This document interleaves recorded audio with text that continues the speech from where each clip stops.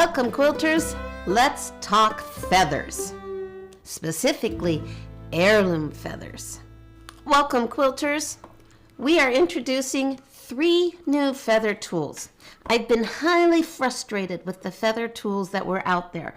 So you know me, if I can't find what I want to work, I'll make it work. So we created 3 new tools, and they are called heirloom feathers. Each tool puts out 2 sizes of feathers. And here you can see what they actually stitch out to be. So this one is a 3/4 inch height. This is our smallest one, 3/4 inch height, and a 1 inch height. The second size is going to do a 1.5 inch height for the feather and a 2 inch height for the feather. And the third one is going to do 1 3/4 and a big hunkin' 2.5. So, you know me, I like to have tools that are multi-use or at least give you different ways to use them. So we came up with 3 different techniques for creating feathers. Now for that, each tool has a line that says A, a line that says B, and a line that says C. Each of these letters are going to give you a different shape or look to your feather. It's all the same basic feather, but the difference between A and B, line number A will give you a feather that does not have as deep a cleavage as line B. So you can see how that is a much deeper cleavage. And line C is going to give you an overlap. Sometimes you want your feathers to overlap, sometimes you don't. We've put a little design showing each one to help you remember. Now the other line that's on here is the base line. This is the line you're going to lose if you want your feathers to stay on a certain line. Both sizes have a key. Now those of you on a home machine, you can raise and lower your foot. The key is not necessary. I would keep it in there as it keeps that channel kept at a certain distance. But the long armers who are on machines who cannot raise and lower their foot, the key is absolutely vital. And again, I am keeping the key in here because I don't want to let this be moving on me because of pressure. So I want the key in there so that I cannot push this apart. Let's talk about the first technique for creating feathers. That's the technique that the long armers like, called the hump and bump. It contains less backtracking than technique 2. All right, so we're going to start with our foot, with our template lined up on its baseline and our foot at the start line. When I am lining up my template, I am lining it up so that I am imagining the line going right through my needle. That's how I line things up. Okay, I'm all lined up. We're going to stitch to A2. Stop. Don't move your template. This is putting the hook in. You can then stitch from A2 to A1. Okay, again, I am envisioning the line going through my needle. We're going to slide the template until the foot is at A2. We want to make sure our baseline is where we are, and we are going to stitch from A2 all the way down to our stitches back to start. Now we're going to talk about the fact that sometimes fabric and people are slightly different. This is, line A is what the computer and all the math says will create the exact same feather as what you just stitched. I seem to be different than the computer, and I don't know why. But the one thing I have learned is we all have to make adjustments for how we stitch and how it works. I have learned to go in between the two lines. Why it looks better, I'm not sure. But again, you are going to make adjustments for your stitch style and your stitch method, and that's okay. The lines are in there to give you a starting point to make it work for you. So I go in between the two lines. I still keep my baseline on my seam. I'm going to stitch along the bottom, around to A2, and back to A1. So this is the hump and bump method. And as you can see, there is not a great deal of backtracking. It's one of the reasons long armers and free arm people like to do it, like to use this method. It doesn't have as much space to do backtracking, and it's easier to stay on your stitch. When you're all done and you're done with your feathers, you simply go all the way back to your stitch line and you are done. So now you can see the line of feathers you're getting. All right, let's talk technique number 2. I'm going to switch to the smaller size, the 1.5, and we're going to start at the start sign. We're going to go along the top edge this time, all the way back to our stop point. Now this time we have one complete feather as opposed to a hook.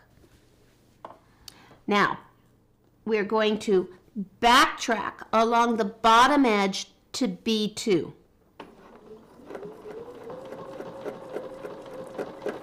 Oops, that's because I moved it.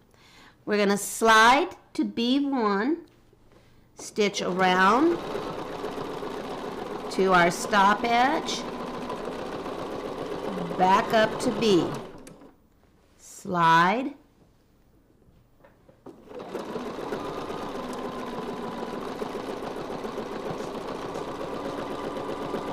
back up to B, slide, back up to B.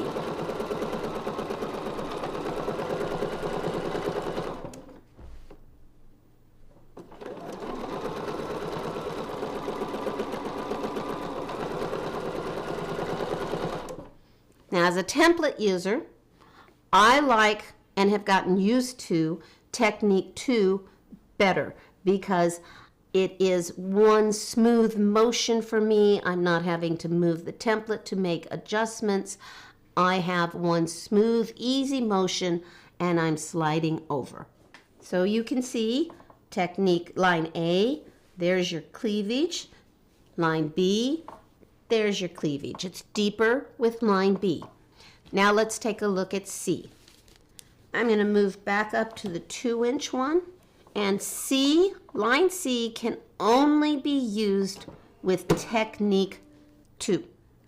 So we're going to stitch up,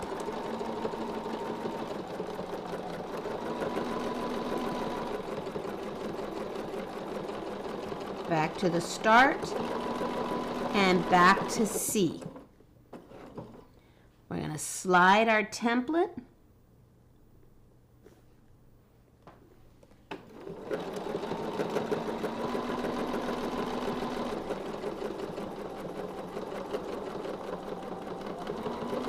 back to C. Slide our template,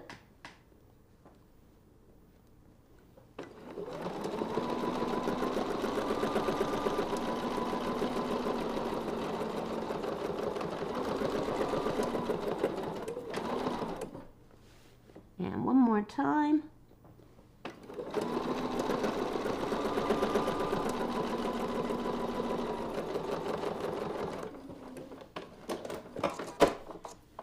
And you have overlapping feathers. Let's talk about the fact that technique 1 gives you a hook, whereas technique 2 doesn't give it. But you might want to use that method. Nothing says you can't start out with a hook.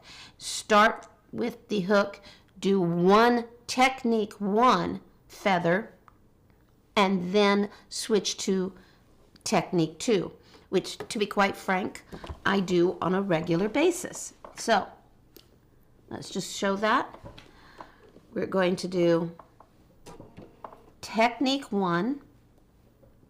So we're going to come along the bottom edge, and I'm going to do this as a B, line B. It is my favorite design.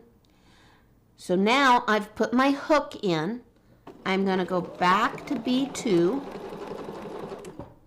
I'm going to slide my template, keep my baseline lined up, put in the first feather, full feather,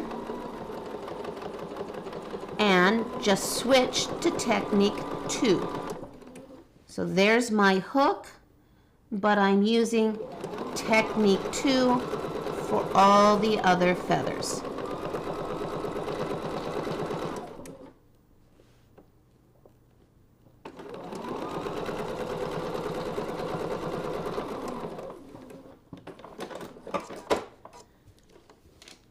All right, so you can see how I have my hook, but I still use technique 2 to create the feathers. Now, when you go to do both sides of the template, I used to tell you just flip your template. I'm still going to tell you just flip your template. But instead of taking all your feathers, let's say you're going right to left, and then flipping your template and going left to right, I've discovered that it really doesn't give me the same shaped feather. And why is that? All right, so if I'm going to be taking all of my designs, and notice how you're always coming along the bottom edge there, or even if you're using technique 1, you're still primarily using that bottom edge.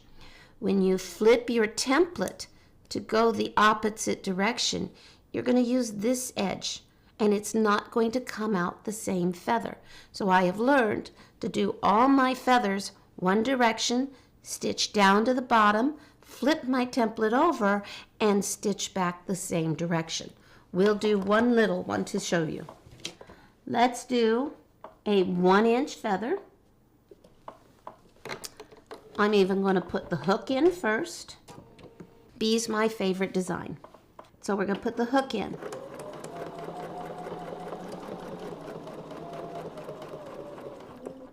We're going to come back to B2. I'm going to slide my template, keep my baseline, come all the way down, up against my stitch line, go back to B2. Slide, down to my stitch line, back to B2. Let's get a few more in here. I bet I forgot to bring in my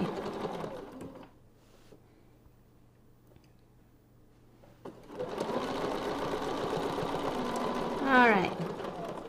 So now I have all of these in here.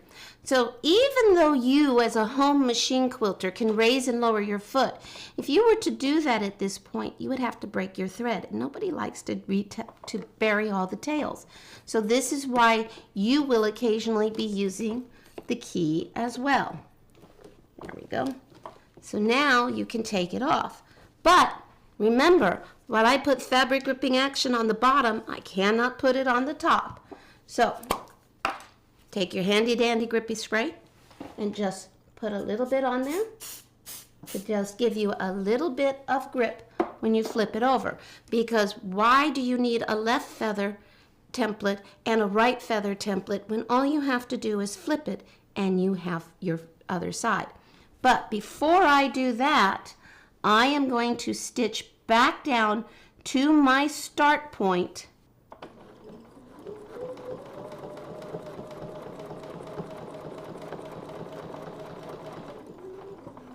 All right, so now I'm going to flip my template over.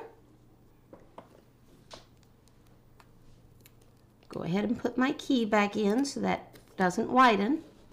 Remember, we started at start. We're still going to start at start, and we are still going to come around here to B1. it's just upside down.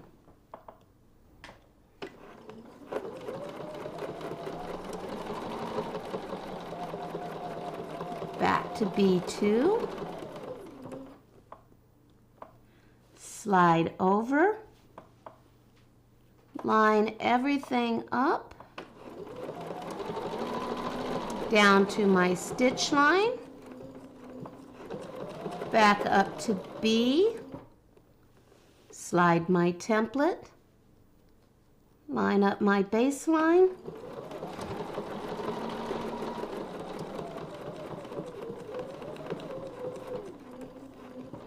Back up to B. Slide my template. Line up my baseline.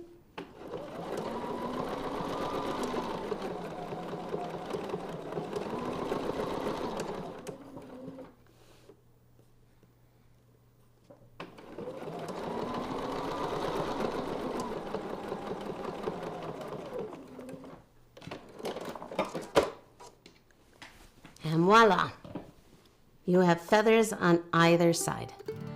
I hope you enjoyed heirloom feathers.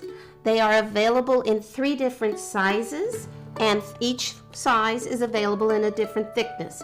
Heirloom feather 1 is going to do a 1-inch and a 3/4 inch feather, which you can see right here. This is the 3/4 and this is the 1-inch. Heirloom feather number 2 is 1.5 and 2-inch, and you can see the 2 sizes right here. And heirloom feather 3 is going to do 1 3/4 and a 2-inch, which you can see right here.